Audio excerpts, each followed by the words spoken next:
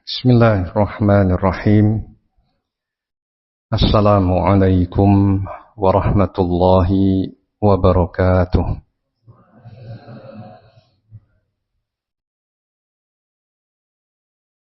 Innal hamdalillah nahmaduhu wa nasta'inuhu wa nastaghfiruh wa na'udzu billahi min shururi anfusina wa min sayyiati a'malina.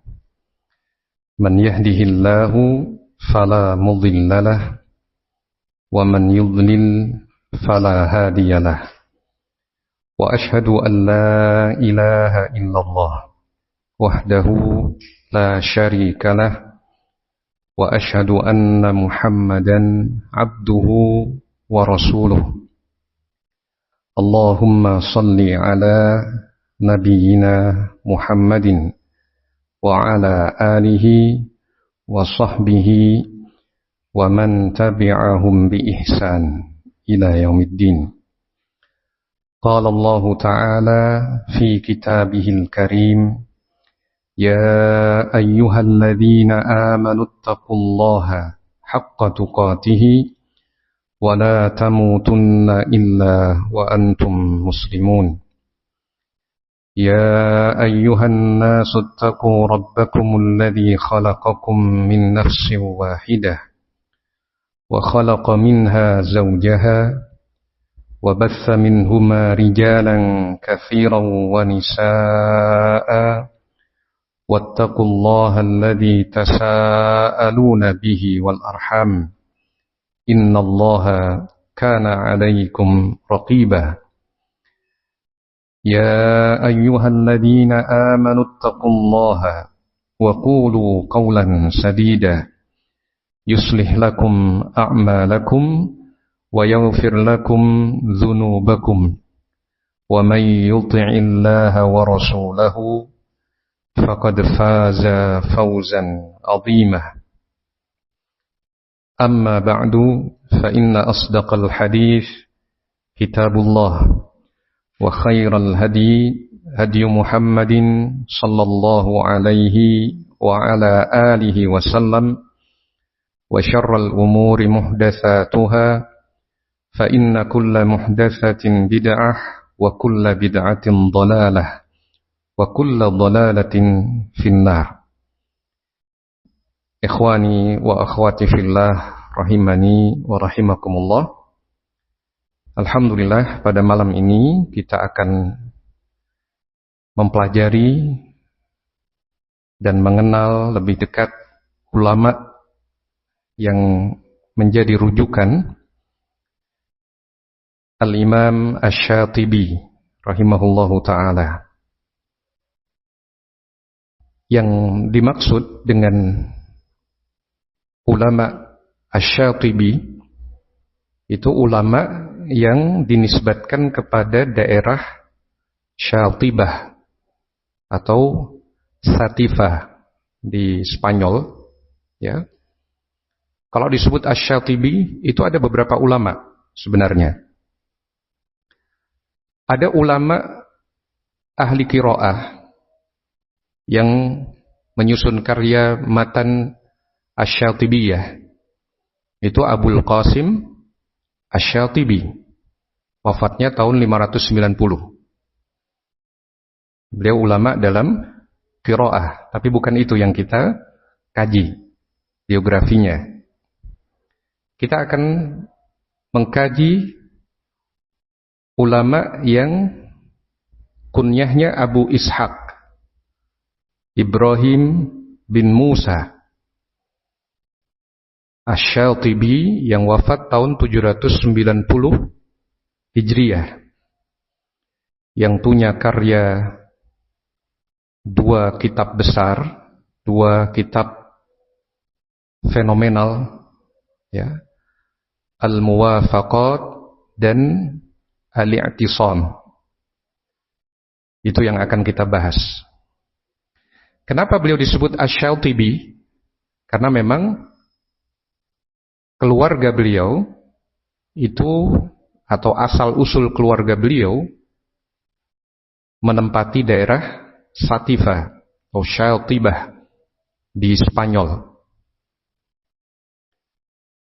Kalau beliau sendiri kelahiran Granada, Spanyol. Sehingga disebut Al-Gharnati. Nisbahnya selain Asy-Syatibi juga Al-Gharnati. Jadi kadang seorang itu memiliki nisbah beberapa. Nisbah ke tempat kelahiran, nisbah kepada madhab fikih. Dia juga nisbatnya Al-Maliki. Nah, nisbatnya juga Al-Lakhmi. Al-Lakhmi karena beliau dari Bani Lakhm, yang merupakan migran Arab Yaman, ya, dari asal-usul beliau. Nah, jadi beliau itu Abu Ishaq, namanya Ibrahim. Nama ayahnya Musa, sehingga disebut Abu Ishaq Ibrahim bin Musa.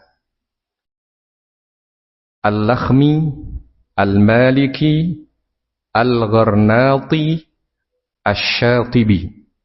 Wafat tahun 790 Hijriah. Dan beliau adalah ulama yang pakar dalam bidang usul, terutama usul fikih, ya,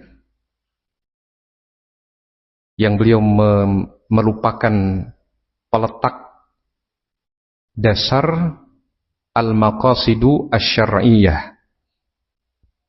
Dalam arti al-maqasidu asy-syar'iyyah itu dijadikan bidang keilmuan yang terstruktur. Dalam kitabnya Al-Muwafaqat. Nanti kita akan sebutkan beberapa karya beliau insyaallah. Sehingga beliau ahli di bidang usul, ahli di bidang nahwu, ahli di bidang tafsir juga.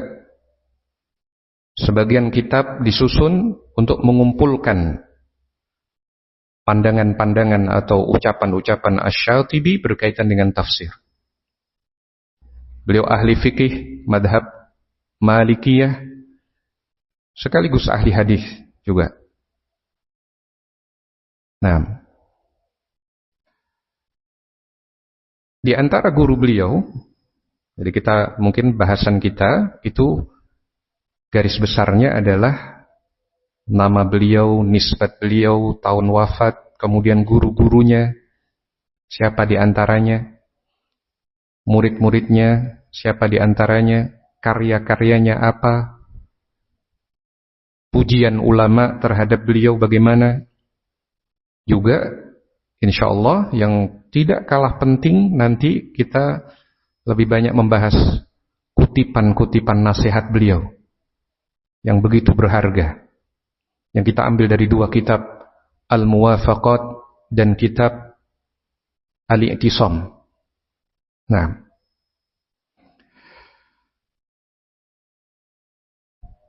di antara guru beliau itu adalah Ibnul Fakhar Al-Ilbiri, seorang yang pakar dalam ilmu bahasa Arab. Ibnul Fakhar Al-Ilbiri. Nah, itu di antara guru beliau rahimahullah. Kemudian kita ambil beberapa contoh saja karena guru beliau cukup banyak, ya. Abul Qasim As-Sabti itu termasuk guru beliau. Abu Abdillah Al-Balansi, ahli tafsir. Ibnu Marzuq Al-Jadd, ya, di antara guru beliau. Kita nggak sebutkan beberapa, ya. Kita sebutkan sebagian contoh saja.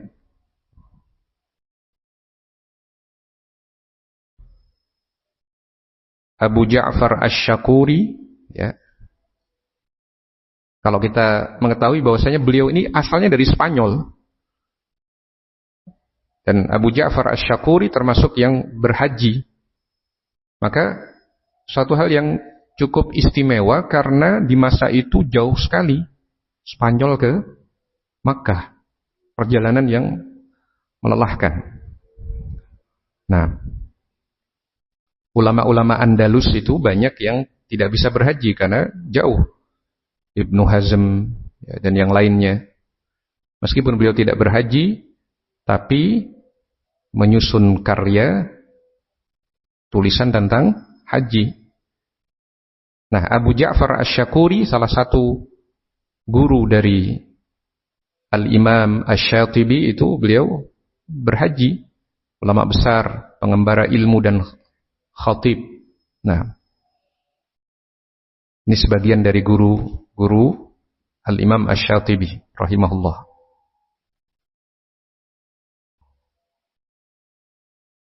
Abu Ali Mansur bin Muhammad Az-Zawawi, ahli usul fikih, itu salah satu guru beliau. Abu Ali Mansur bin Muhammad Az-Zawawi. Nah, kita sebutkan sebagian saja.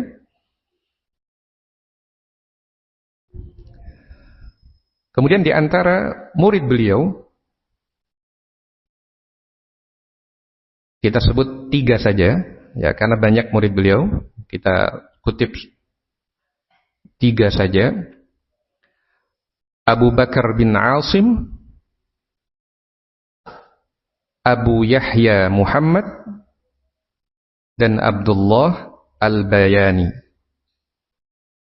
Kita sebut 3 saja murid beliau, diantaranya Abu Bakar bin Asim, Abu Yahya Muhammad, dan Abdullah Al-Bayani.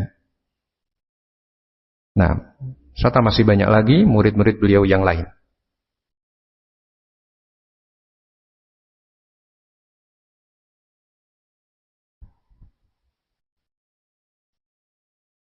Referensi utama tentang biografi Al-Imam Asy-Syatibi ini setidaknya 2 kitab. 2 kitab. Yaitu Nailul Ibtihaj Bitatriz Ad-Dibaj. Yang ini ya. Yang pertama, Nail Al-Ibtihaj Bitatriz Ad-Dibaj. Itu di antara kitab yang menjadi rujukan untuk mempelajari biografi Al-Imam Asy-Syatibi. Karya Ahmad bin Umar Aqid. Ahmad bin Umar Aqid. Itu karya yang pertama yang berkaitan dengan referensi kalau mempelajari biografi Al-Imam Asy-Syatibi, Abu Ishaq Asy-Syatibi. Nailul Ibtihaj Bitatriz Ad-Dibaj.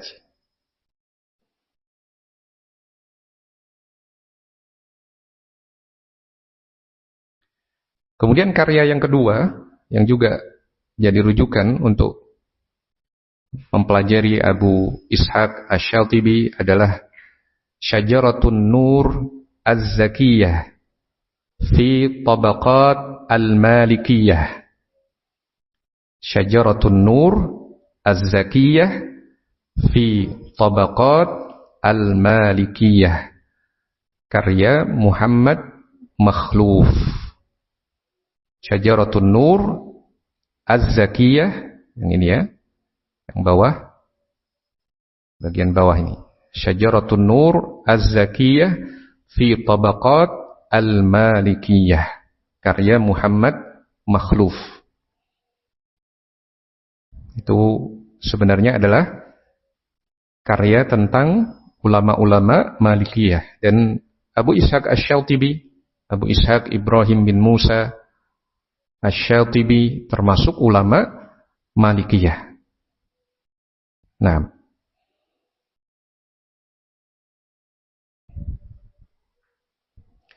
berikutnya pujian ulama terhadap beliau. Abul Abbas At-Tunbukti. Ya, ini langsung saya terjemahkan saja. Abul Abbas At-Tunbukti menyatakan beliau adalah seorang imam al-allamah, peneliti mendalam yang menjadi teladan seorang hafidh yang agung lagi mujtahid. Ya.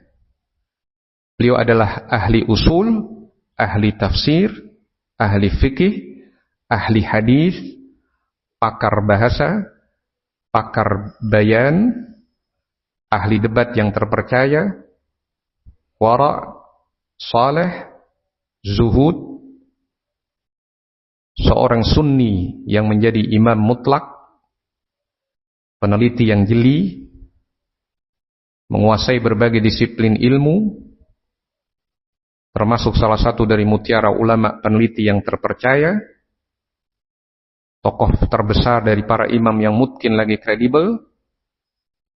Nah, itu yang disebutkan oleh Abul Abbas At-Tunbukti. Pujian terhadap Al-Imam Abu Ishaq Asy-Syatibi rahimahullah. Ini kita kutip dan kita ambil sebagai terjemahan dari kitab Nail al-Ibtihaj bi Tatriz ad-Dibaj yang tadi kita sebut sebagai salah satu rujukan. Nah, kemudian kita kutip satu lagi pujian ulama Muhammad bin Makhluf yang menyusun kitab Syajarah An-Nur, Syajaratun Nur, ya, Az-Zakiyah, menyebutkan Al-Imam Asy-Syatibi itu adalah Al-Allamah, seorang penulis, peneliti mendalam lagi ahli debat, salah satu dari pakar pilihan. Beliau memiliki rekam jejak yang mendalam dalam seluruh disiplin ilmu dan pengetahuan. Salah satu ulama yang terpercaya dan tokoh terbesar dari para imam yang kredibel. Seorang ahli fikih yang ahli usul, ahli tafsir, lagi ahli hadis. Beliau memiliki hasil istimbat yang agung, faedah yang lembut, serta pembahasan yang mulia, disertai dengan kesalehan, kesucian diri, kewaraan, kepatuhan pada sunnah, serta sikap menjauhi bid'ah. Nah, beliau memang dimusuhi oleh ahlul bid'ah di masanya. Beliau dikucilkan, beliau diserang dengan berbagai tulisan atau ucapan-ucapan yang merendahkan beliau, rahimahullah. Nah, jadi di antara beberapa sisi yang menonjol dari Al-Imam Asy-Syatibi itu selain kepakaran ilmunya itu dalam tafsir, usul fikih, hadis, fikih sendiri, juga orang yang saleh, wara' dan kekokohan dalam berpegang dengan sunnah, menjauhi kebid'ahan.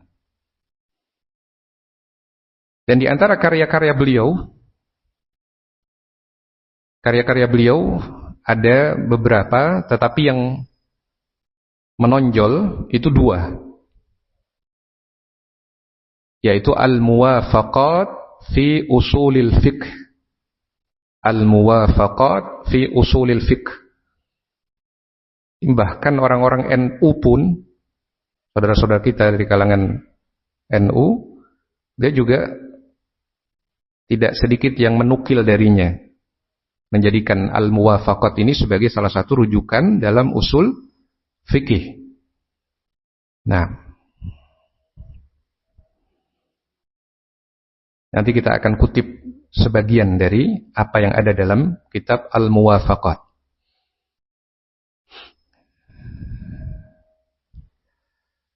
Kemudian ada karya yang lain, di antaranya Al-Majalis. Al-Majalis yang beliau gunakan untuk mensyarah bab jual beli dari kitab Sahih Al-Bukhari, Kitabul Buyu' min Sahih Al-Bukhari. Itu syarah terhadap Kitabul Buyu' min Sahih Al-Bukhari. Beliau punya karya Al-Majalis. Nah, Kemudian ada usulun nahwi, prinsip-prinsip dalam nahwu. Beliau juga menyusun karya itu. Al-I'tisam, kitab yang sangat baik dalam membahas tentang bahaya bid'ah, definisi bid'ah, sebab-sebab munculnya, dan pentingnya berpegang teguh pada sunnah Nabi sallallahu alaihi wasallam.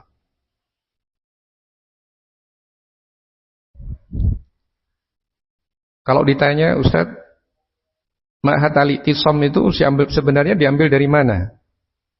Sebenarnya kan namanya Al-I'tisam bis sunnah. Al-I'tisam bis sunnah, berpegang teguh dengan sunnah. Ya, selain kitab Al-I'tisam Asy-Syatibi, sebelumnya ada kitab Al-I'tisam bil kitab was sunnah dalam Sahih Al-Bukhari. Dan kebutuhan setiap muslim adalah berpegang dengan sunnah, karena Islam yang sejati itu adalah sunnah. Nah,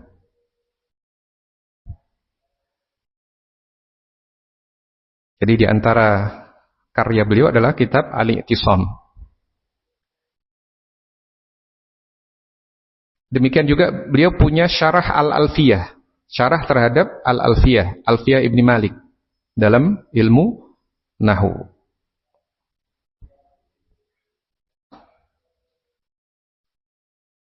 Nah, itu sebagian karya beliau. Beliau punya karya syarah Al-Alfiyah, punya karya Al-Majalis, syarah Kitabul Buyu in Sahih Al-Bukhari, ya. Al-I'tisam, Al-Muwafaqat, minimal 4 kita tahu. Karya dari Asy-Syatibi rahimahullahu ta'ala. Nah, sekarang kita masuk pada pembahasan yang penting bagi kita, sebagian mutiara nasihat Abu Ishaq Asy-Syatibi rahimahullah. Ketika beliau dikucilkan, dijauhi oleh ahlul bid'ah, ya, dan dianggap bahwa berpegang dengan sunnah itu adalah kebinasaan menurut orang-orang pada waktu itu. Tetapi beliau merasa berpegang dengan sunnah itu adalah keselamatan. Kata beliau dalam kitab Al-I'tisam, "Fara'aitu annal halaka fi ittiba'i sunnah huwa an-najah." Fara'aitu, aku melihat, annal halaka fi ittiba'i sunnah, bahwasanya kebinasaan dalam mengikuti sunnah, karena orang-orang menganggap mengikuti sunnah itu bikin binasa. Mending ikut-ikut mayoritas orang aja. Dianggap kebinasaan mengikuti sunnah itu. Fara'aitu annal halaka fi ittiba'i sunnah huwa an-najah. Aku melihat bahwa apa yang mereka anggap sebagai kebinasaan ketika mengikuti sunnah itu pada hakikatnya adalah keselamatan. Wa annan nasa lan yughnu anni minallahi syai'a. Dan sesungguhnya manusia tidaklah bisa menyelamatkan aku dari Allah sedikit pun. Meskipun aku sendirian berpegang dengan sunnah. Dan mereka menganggap bahwasanya berpegang dengan sunnah itu kebinasaan, aku akan tetap berpegang dengan sunnah. Karena tidak ada yang bisa menyelamatkan aku dari azab Allah ketika aku mempertanggungjawabkan amalanku di hadapan Allah nanti. Untuk apa ikut ucapan orang? Ikut penilaian orang yang itu justru menjerumuskan. Mereka nggak akan bisa menyelamatkan aku dari Allah. Maka sesungguhnya berpegang dengan sunnah itulah keselamatan. Nah, ini diantara kutipan yang ada dalam kitab Al-I'tisam.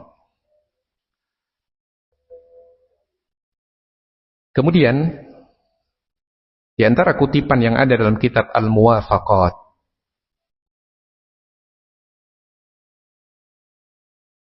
yang itu berkaitan dengan usul fikih, penjelasan bahwa syariat ini, syariat Islam itu menjaga 5 prinsip dasar. Menjaga agama, menjaga jiwa, menjaga keturunan, menjaga harta, menjaga akal. Itu beliau sebutkan dalam kitab Al-Muwafaqat.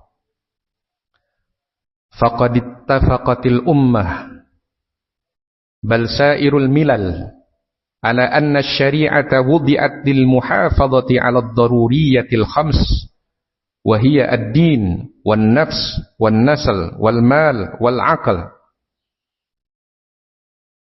Telah sepakat umat Islam, bahkan seluruh agama yang lain, agama-agama terdahulu, sepakat bahwa syariat itu diletakkan untuk menjaga daruriyatul khams, 5 perkara darurat. Apa 5 perkara darurat itu? Ad-daruriyatul khams, 5 perkara yang mendasar, ya. Menjaga agama, yang pertama agama, yang kedua jiwa, yang ketiga keturunan, yang keempat harta, yang kelima akal. Itu daruriyatul khams yang dijaga oleh syariat. 1 agama, 2 jiwa, 3 keturunan, 4 harta, 5 akal. Syariat itu menjaga agama. Maka jangan bergaul dengan orang-orang yang menyimpang, yang bisa menyimpangkan kita dari agama yang benar. Syariat itu menjaga jiwa, ya, sehingga dilarang pembunuhan, misalkan. Syariat itu menjaga keturunan, maka disyariatkan pernikahan yang sah, agar jelas dari keturunan siapa. Syariat itu menjaga harta, maka tidak boleh ada kedzaliman, tidak boleh ada pencurian, perampokan, penipuan. Syariat itu menjaga akal, sehingga tidak boleh ada atau diharamkan minum khamr atau hal-hal yang memabukkan. Maka syariat itu menjaga 5 hal: agama, jiwa, keturunan, harta, dan akal.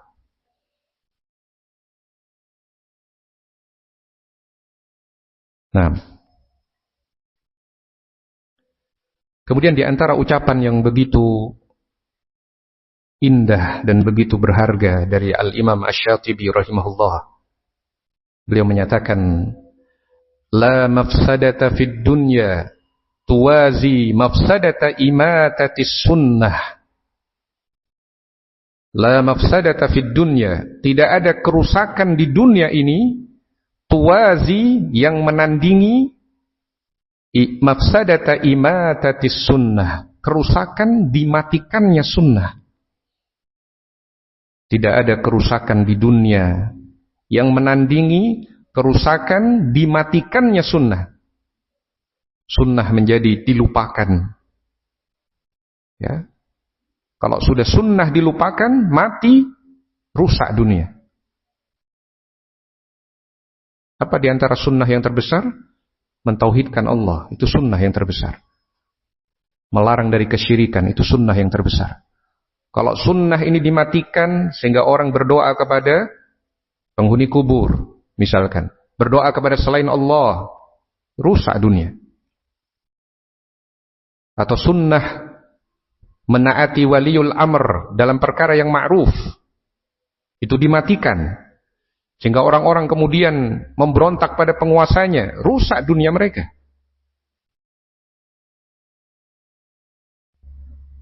Nah, maka hidupkan sunnah, karena tidak ada kerusakan di dunia yang menandingi kerusakan dimatikannya sunnah. Tidak ada kerusakan di dunia yang lebih besar dibandingkan kerusakan akibat dimatikannya sunnah. Ini dalam kitab Al-I'tisam beliau sebutkan. Kemudian ucapan beliau juga yang kita kutip di sini, beliau mengingatkan kita bahwa para salafus saleh itu adalah orang-orang yang paling paham dengan Al-Quran. Sahabat, tabi'in, atba'u tabi'in, itu adalah yang paling paham dengan Al-Quran. Beliau sebutkan dalam kitab Al-Muwafaqat.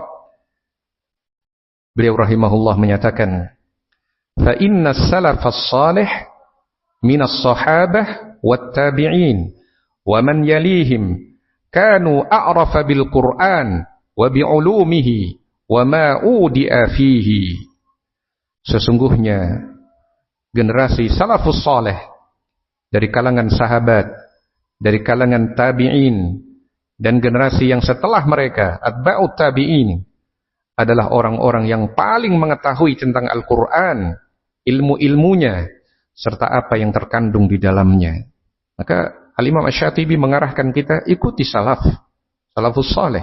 Siapa salaf itu? Sahabat, tabi'in, atba'ut tabi'in, mereka yang lebih paham tentang Quran, ilmu-ilmunya, dan kandungan-kandungannya.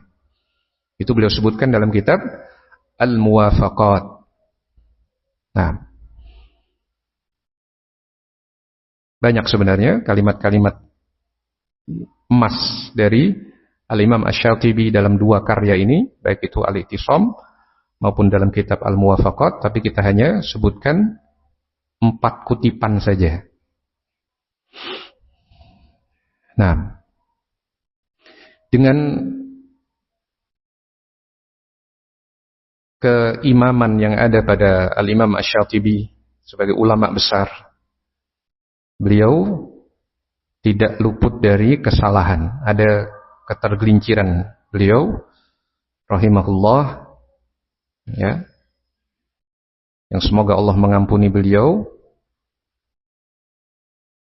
Ada sebagian ketergelinciran terkait dengan masalah tafwid, kemudian terpengaruh dengan ilmu kalam, dan sebagian al-Asy'ariyah. Nah, dalam kondisi bisa jadi belum sampai hujjah kepada beliau, atau penjelasan yang memadai untuk memalingkan beliau dari hal itu, menyingkap syubhatnya. Karena memang ulama-ulama Andalus, ya, banyak yang terpengaruh dengan pemahaman al-Asy'ariyah, ulama-ulama Malikiyah juga, ya. Dan itu bisa jadi termasuk udzur bagi beliau rahimahullah. Nah, semoga Allah Ta'ala senantiasa menimpahkan rahmat, taufik, pertolongan dan ampunannya kepada kita dan segenap kaum muslimin. Nah,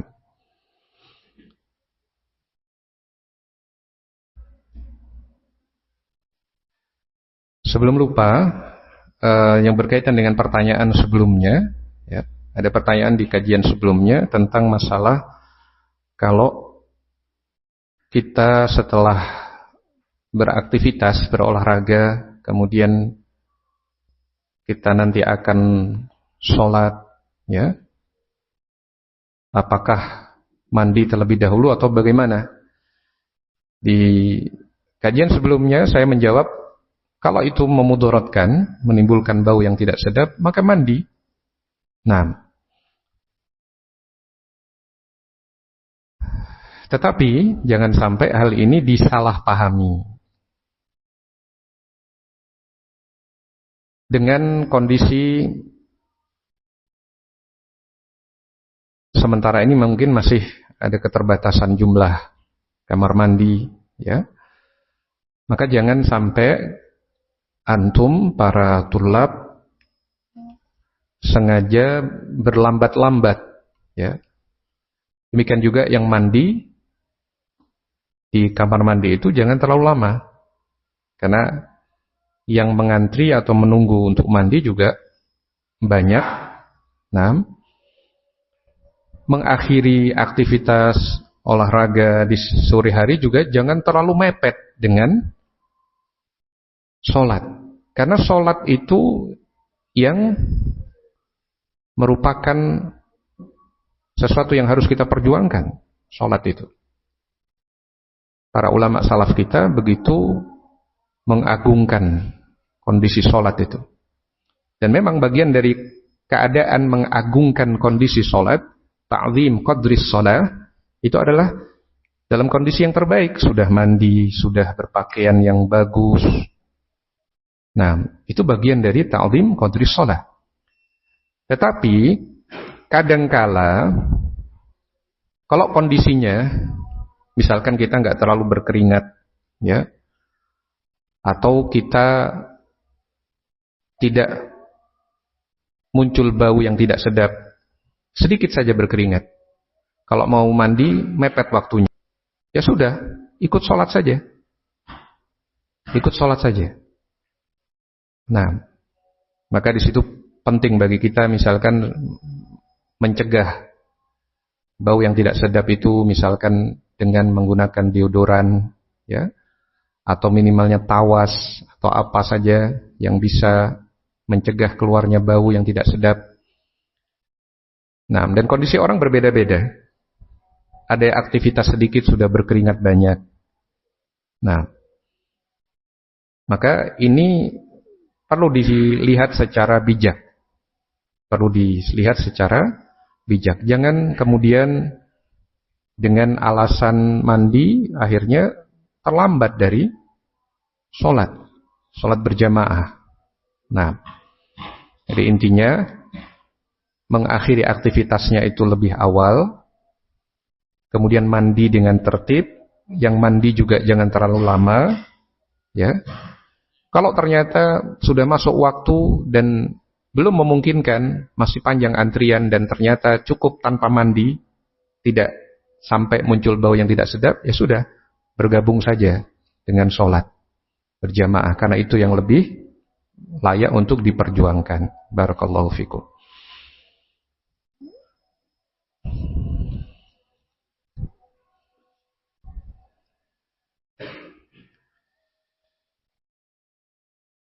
Bagaimana takbiratul ihram,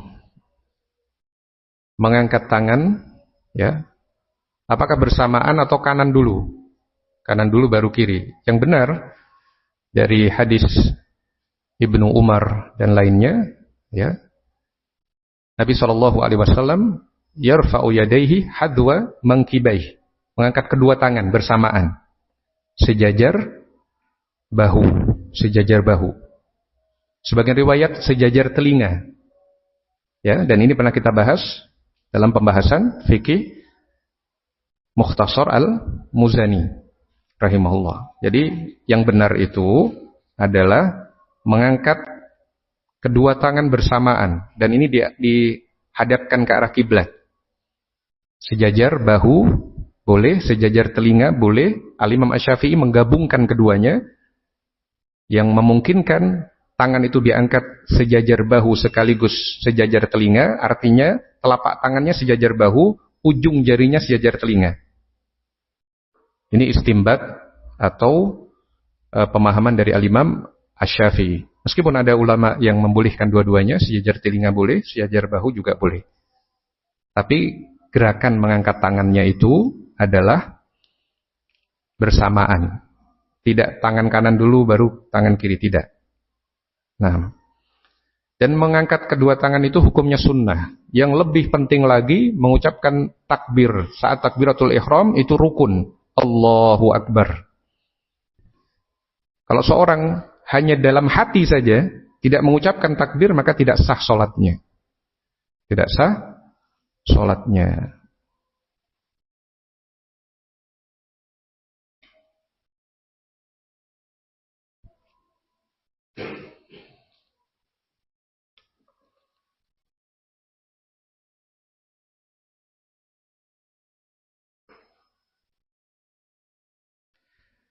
Afwan Ustaz, apakah boleh kita mengadani orang saat akan ditimbun?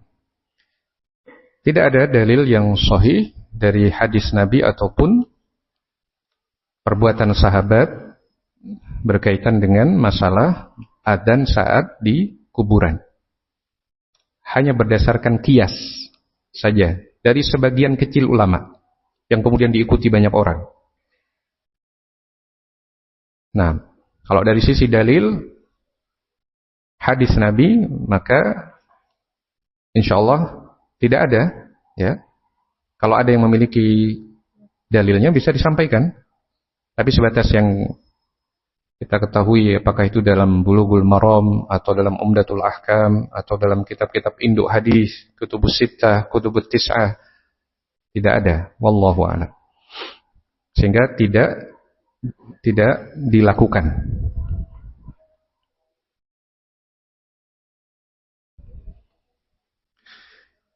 Bismillah, Assalamualaikum. Waalaikumsalam warahmatullahi wabarakatuh. Afwan Ustaz, bagaimana cara menghilangkan rasa sombong dalam hati saat berbicara dengan orang lain atau rasa ingin menggurui orang lain? Jazakallahu khairan katsiran.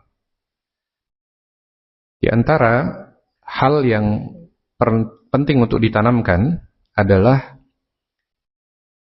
tidak boleh merasa lebih baik dari orang lain. Tetapi urusan menyampaikan nasihat, amar ma'ruf nahi munkar, itu kewajiban.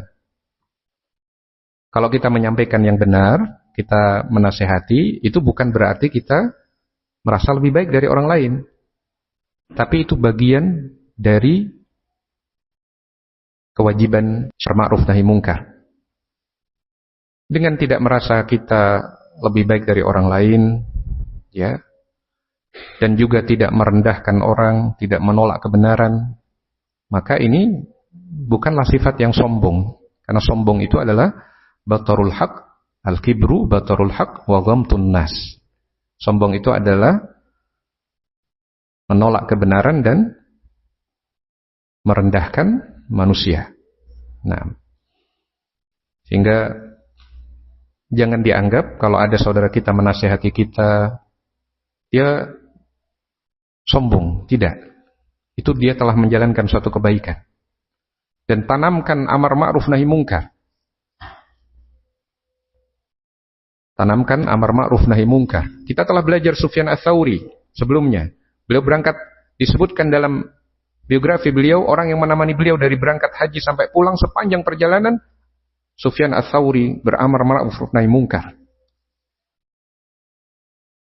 Dan Sufyan Ats-Tsauri menyatakan, kalau ada kemungkaran tidak mampu saya ingkari, itu menjadikan beban pikiran saya sampai kencing darah.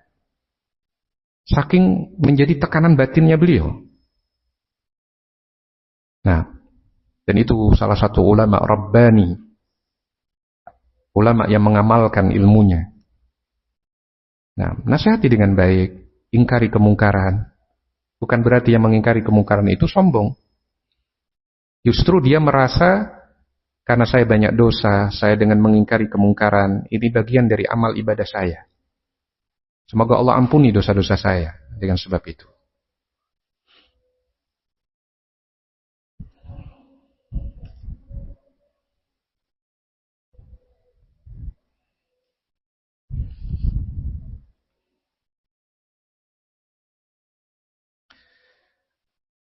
Afwan Ustaz, Ana minta penjelasan rinci apa yang dimaksud lurus dan rapatkan shaf. Baik, mungkin adzan terlebih dahulu ya. Nanti kita minta tolong ada 2 santri atau 3 santri yang memperagakan untuk kita belajar bagaimana cara merapatkan shaf yang benar. Baik, silakan. Bagi yang mau adzan, bagi yang ditugaskan adzan, silakan adzan terlebih dahulu. Barakallahu fikum.